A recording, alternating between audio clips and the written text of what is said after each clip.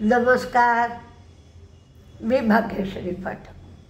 Market आणि मी हा सोप्या मराठीतून शेअर मार्केट समजावून सांगण्याचा माझा एक उपक्रम आहे.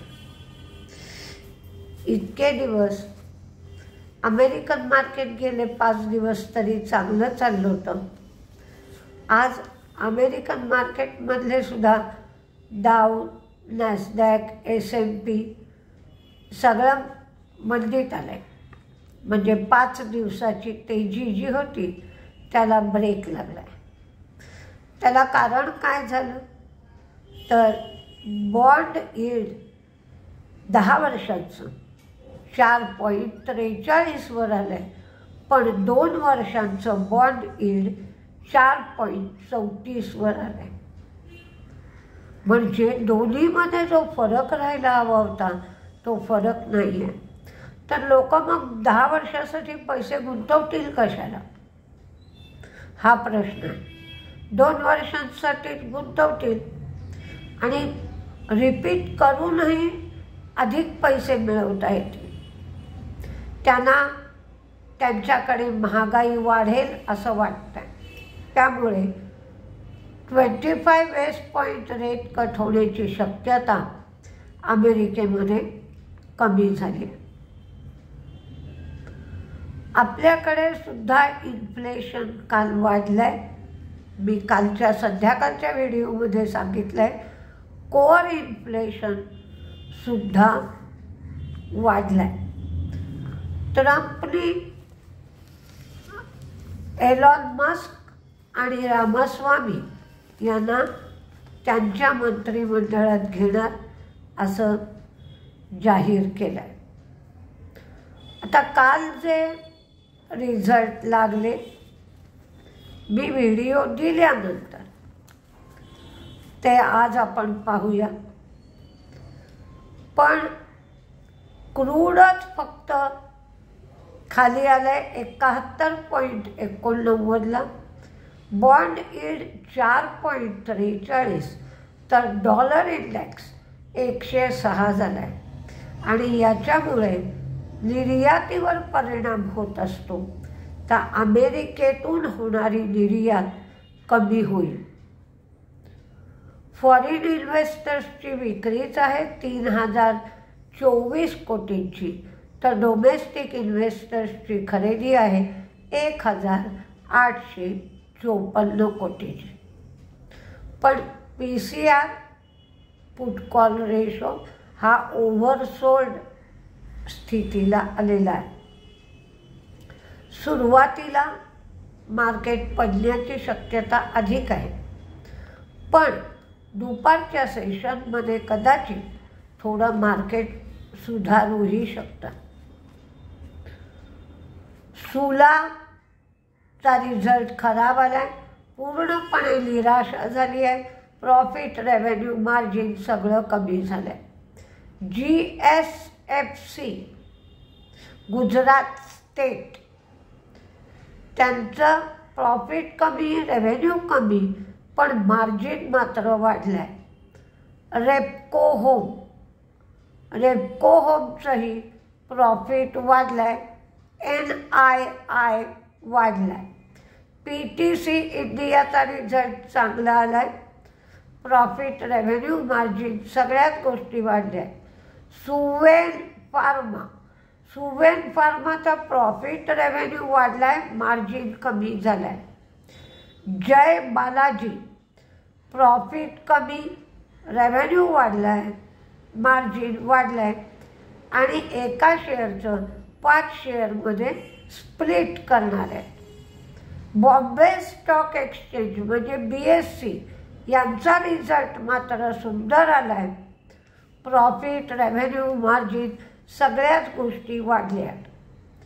एव्हरेडी प्रॉफिट वाढला आहे, रेव्हेन्यू कमी झाला आहे, मार्जिन वाढलं आहे.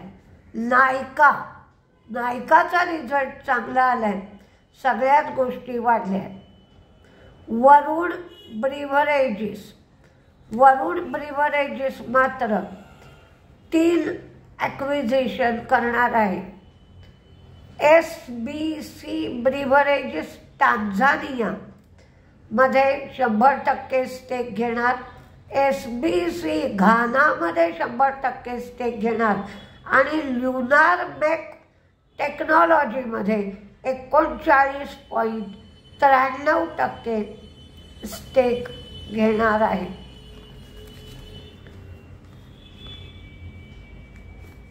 आणि हा स्टेक ल्युनार मेकचा स्टेक 200 कोटींना घेणार आहे वरुण ब्रिव्हरेजेस.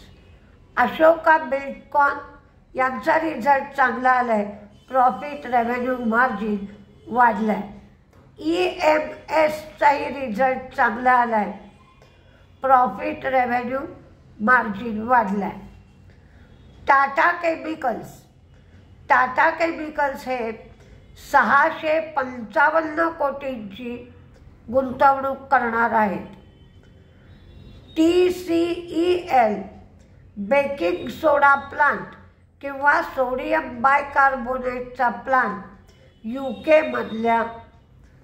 यूकेमध्ये हा प्लांट चालू करणार आहे. त्याच्यात 655 कोटीची गुंतवणूक टाटा केमिकल्स करणार आहे.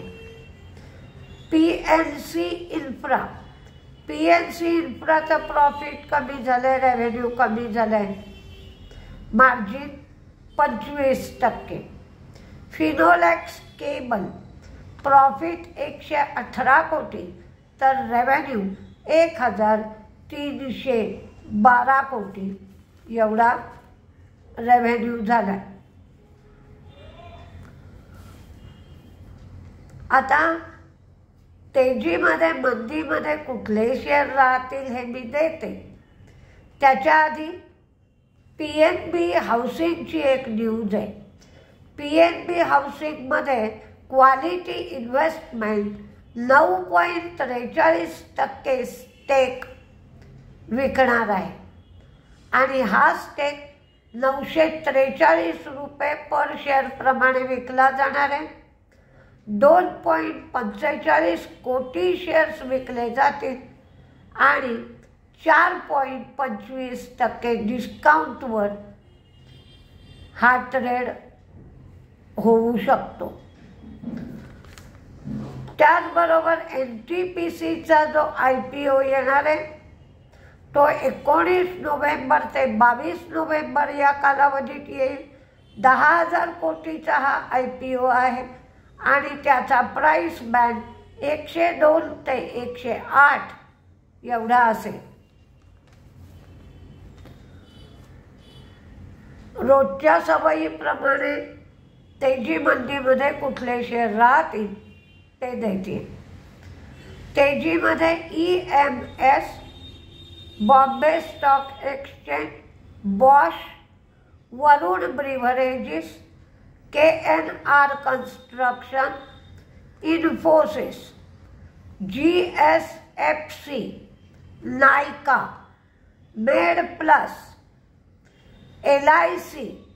JP मॉर्गननी डबल अपग्रेड केलाय म्हणून मी LIC दिलाय. Escorts, Godrej consumer, HCL tech, info edge, EIH. याच्यावरनं सांगते की ज्याला कोणाला लॉंग टर्मसाठी इन्व्हेस्टमेंट करायची आहे म्हणजे 2025ला जो कुंभमेळा येतोय त्याच्या दृष्टीने गुंतवणूक करायची आहे, त्यांनी हळूहळू हॉटेल शेअर थोडे ॲक्युम्युलेट करायला सुरुवात केली पाहिजे. कारण कुंभमेळ्याच्या निमित्त आधीच हॉटेलं फुल होऊन जातात. मास्टर ट्रस्ट हा आता NSCमध्ये येतोय, आधी BSCमध्ये होता. त्यांचा रिझल्ट चांगला आलाय, रेव्हेन्यू, प्रॉफिट, मार्जिन सगळंच वाढलंय. अरविंदो फार्मा, मेड प्लस आणि रेस इको चेन यांचा पण रिझल्ट चांगला आलाय. Polyplex, Metropolis, power finance corporation.